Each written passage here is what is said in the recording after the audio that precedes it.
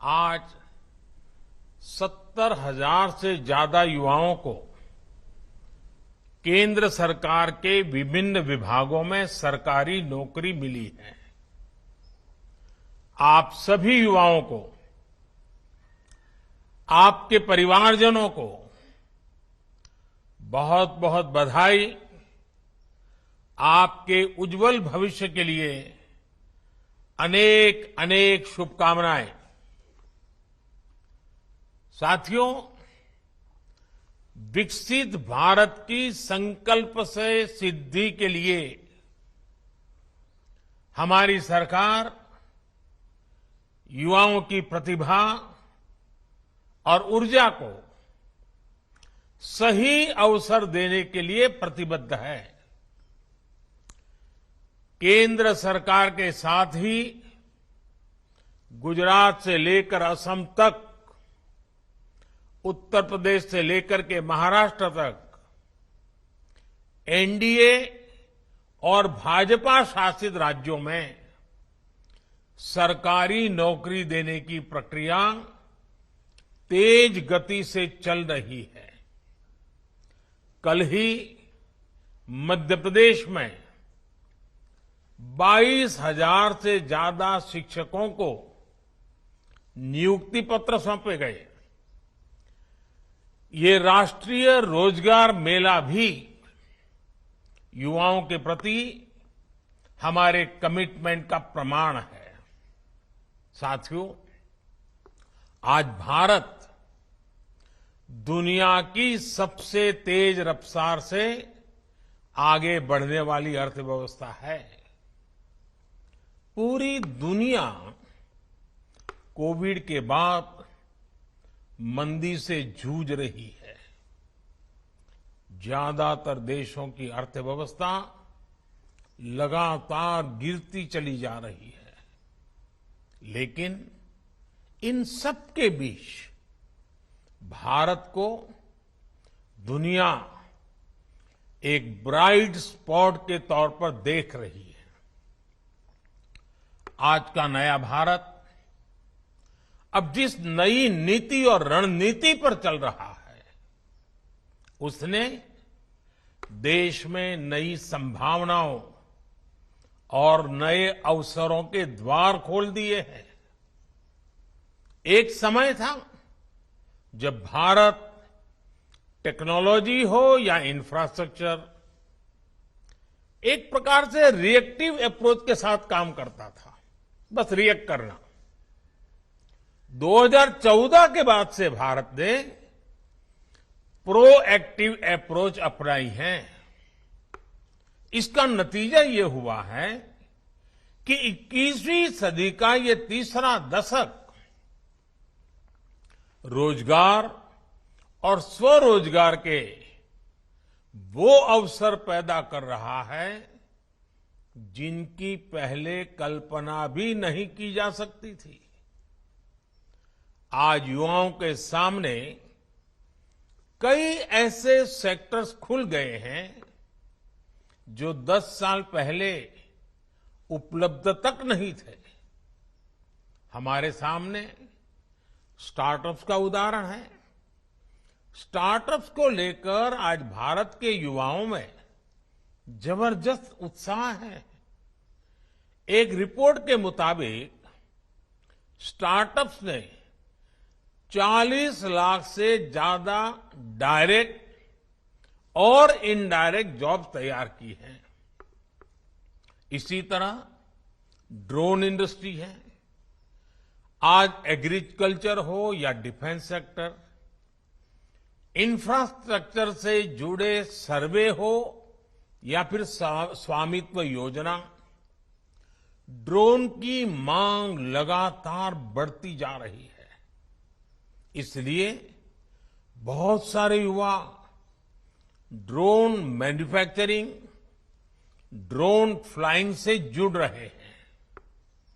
आपने ये भी देखा है कि बीते 8-9 वर्षों में कैसे देश के स्पोर्ट्स सेक्टर का कायाकल्प हो गया है। आज देश भर में नए स्टेडियम तैयार हो रहे हैं, नई एकेडमी तैयार हो रही है। इनमें कोच, टेक्नीशियन, सपोर्ट स्टाफ की जरूरत पड़ रही है।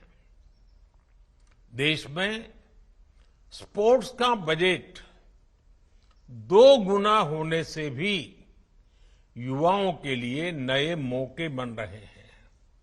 साथियों, आत्मनिर्भर भारत अभियान की सोच और अप्रोच सिर्फ स्वदेशी अपनाने और वोकल फॉर लोकल से कहीं ज्यादा है। ये सीमित दायरे वाला मामला नहीं है। आत्मनिर्भर भारत अभियान गांव से लेकर शहरों तक भारत में रोजगार के करोड़ों नए अवसर पैदा करने वाला अभियान है। आज आधुनिक सैटेलाइट से लेकर सेमी हाई स्पीड ट्रेन तक भारत में ही तैयार हो रही है। बीते 8-9 वर्षों में देश में 30,000 से ज्यादा नए और सुरक्षित LHB कोचेज बनाए गए हैं। इनके निर्माण में जो हजारों टन स्टील लगा है, अलग अलग प्रकार के प्रोडक्ट्स लगे हैं, उन्होंने पूरी सप्लाई चेन में रोजगार के हजारों नए अवसर बनाए हैं। मैं आपको भारत की टॉय इंडस्ट्री का भी उदाहरण दूंगा। अभी जितेंद्र सिंह जी ने उसका उल्लेख भी किया। दशकों तक भारत के बच्चे विदेशों से इंपोर्ट किए गए खिलौनों से ही खेलते रहे।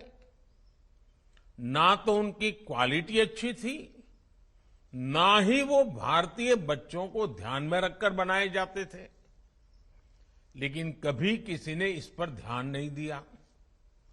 हमने आयात होने वाले खिलौनों के लिए क्वालिटी पैरामीटर तय किए और अपनी स्वदेशी इंडस्ट्री को बढ़ावा देना शुरू किया।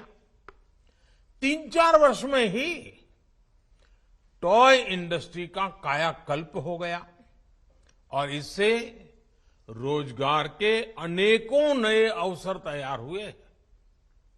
हमारे देश में दशकों तक ये अप्रोच भी हावी रही कि डिफेंस इक्विपमेंट सिर्फ आयात किए जा सकते हैं, बाहर से ही ला सकते हैं। हम अपने देश के मैन्युफैक्चरर्स पर ही उतना भरोसा नहीं करते थे। हमारी सरकार ने इस अप्रोच को भी बदल डाला। हमारी सेनाओं ने 300 से ज्यादा ऐसे साजो सामान और हथियारों की लिस्ट तैयार की है जो अब भारत में ही बनाए जाएंगे, भारतीय इंडस्ट्री से ही खरीदे जाएंगे। आज भारत 15,000 करोड़ के डिफेंस इक्विपमेंट विदेशों में निर्यात कर रहा है। इससे रोजगार के हजारों अवसर तैयार हुए हैं। साथियों, आपको एक और बात कभी भी भूलनी नहीं चाहिए। जब देश ने 2014 में हमें सेवा का अवसर दिया, तब भारत में बिकने वाले ज्यादातर मोबाइल फोन विदेशों से आयात किए जाते थे। हमने लोकल प्रोडक्शन बढ़ाने के लिए इंसेंटिव्स दिए। अगर आज भी 2014 से पहले वाली स्थिति होती तो फॉरेन एक्सचेंज पर हमारे लाखों करोड़ रुपए खर्च हो गए होते। लेकिन अब हम ना सिर्फ घरेलू जरूरतों को पूरा कर रहे हैं, बल्कि मोबाइल फोन का निर्यात भी कर रहे हैं। दुनिया के देशों में पहुंच रहा है। इससे भी रोजगार के हजारों नए अवसर बने हैं। साथियों, एम्प्लॉयमेंट जनरेशन का एक और पक्ष है और वो इंफ्रास्ट्रक्चर प्रोजेक्ट्स में सरकार द्वारा किया गया इन्वेस्टमेंट। हमारी सरकार इंफ्रास्ट्रक्चर प्रोजेक्ट्स में तेज रफ्तार के लिए जानी जाती है। जब सरकार कैपिटल एक्सपेंडिचर पर खर्च करती है तो बड़े पैमाने पर इंफ्रास्ट्रक्चर जैसे रोड, रेलवे, पोर्ट, नई इमारतें, बहुत सी प्रकार की चीजें तैयार हो जाती है। इंफ्रास्ट्रक्चर निर्माण में इंजीनियर, टेक्नीशियन, अकाउंटेंट, श्रमिक, हर प्रकार के उसमें तरह तरह के इक्विपमेंट, स्टील, सीमेंट, ऐसी भांति भांति की चीजों की जरूरत पड़ती है। हमारी सरकार के दौरान पिछले 8-9 वर्षों में कैपिटल एक्सपेंडिचर में 4 गुना बढ़ोतरी हुई है। इससे रोजगार के नए अवसर और लोगों की आय दोनों में वृद्धि हुई है। मैं आपको भारतीय रेलवे का उदाहरण देता हूं। 2014 से पहले 7 दशकों में 20,000 किलोमीटर के आसपास रेलवे लाइनों का इलेक्ट्रिफिकेशन हुआ था। पिछले 9 वर्षों में हमने करीब करीब 40,000 किलोमीटर रेल लाइनों का इलेक्ट्रिफिकेशन पूरा किया है। 2014 से पहले एक महीने में सिर्फ 600 मीटर नई मेट्रो लाइन बनाई जाती थी। 600 मीटर। आज हम हर महीने लगभग 6 किलोमीटर की नई मेट्रो लाइन बना रहे हैं। तब हिसाब मीटर में होता था, आज हिसाब किलोमीटर में हो रहा है। 2014 में देश में 70 से भी कम जिलों में 70 से भी कम जिलों में गैस नेटवर्क का विस्तार हुआ था। आज ये संख्या बढ़कर 630 जिले तक पहुंच गई है। कहां 70 जिले और कहां 630 जिले। 2014 तक ग्रामीण इलाकों में सड़कों की लंबाई भी 4 लाख किलोमीटर से कम थी। आज ये आंकड़ा भी बढ़कर 7.25 लाख किलोमीटर से ज्यादा हो चुका है। आप अंदाजा लगा सकते हैं कि जब गांव में सड़क पहुंचती है तो उसका क्या क्या प्रभाव होता है। इससे पूरे इकोसिस्टम में तेज गति से रोजगार का सृजन होने लगता है। साथियों, ऐसे ही काम देश के एविएशन सेक्टर में हुआ है। 2014 तक देश में 74 एयरपोर्ट थे। आज इनकी संख्या 148 हो गई है। हम सभी जानते हैं कि एयरपोर्ट ऑपरेशंस में कितने ज्यादा स्टाफ की जरूरत पड़ती है। आप अनुमान लगा सकते हैं कि इतने नए एयरपोर्ट्स ने भी देश में हजारों नए अवसर तैयार किए हैं। और आपने देखा है कि हाल ही में एयर इंडिया ने रिकॉर्ड संख्या में नए हवाई जहाज खरीदने का ऑर्डर दिया है। कई और भारतीय कंपनियां भी इसी तैयारी में है। यानी आने वाले दिनों में इस सेक्टर में कैटरिंग से लेकर इन फ्लाइट सर्विसेज तक, मेंटेनेंस से लेकर ऑन ग्राउंड हैंडलिंग तक बड़ी संख्या में नए अवसर तैयार होंगे। ऐसी ही प्रगति हमारे पोर्ट सेक्टर में भी हो रही है। समुद्री तट का जो विकास हो रहा है, हमारे पोर्ट्स जो डेवलप हो रहे हैं, आज हमारे पोर्ट्स पर पहले की तुलना में कार्गो हैंडलिंग 2 गुनी हो चुकी है और इसमें लगने वाला समय अब आधा रह गया है। इस बड़े बदलाव ने पोर्ट सेक्टर में भी बड़ी तादाद में नए अवसर तैयार किए हैं। साथियों, देश का हेल्थ सेक्टर भी एम्प्लॉयमेंट जनरेशन का बेहतरीन उदाहरण बन रहा है। 2014 में भारत में 400 से भी कम मेडिकल कॉलेज थे। आज 660 मेडिकल कॉलेज है।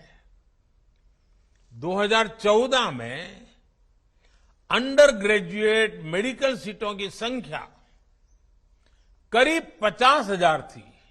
आज 1 लाख से ज्यादा सीट उपलब्ध है। आज पहले के मुकाबले 2 गुनी संख्या में डॉक्टर परीक्षाएं पास करके तैयार हो रहे हैं। आयुष्मान भारत योजना की वजह से देश में अनेकों नए अस्पताल और क्लिनिक बने हैं। यानी इंफ्रास्ट्रक्चर का हर प्रोजेक्ट रोजगार और स्वरोजगार, उसमें बढ़ोतरी सुनिश्चित कर रहा है। साथियों, ग्रामीण अर्थव्यवस्था को गति देने के लिए सरकार जो एफपीओस बना रही है, सेल्फ हेल्प ग्रुप्स को लाखों करोड़ों की मदद दे रही है, स्टोरेज कैपेसिटी का विस्तार कर रही है,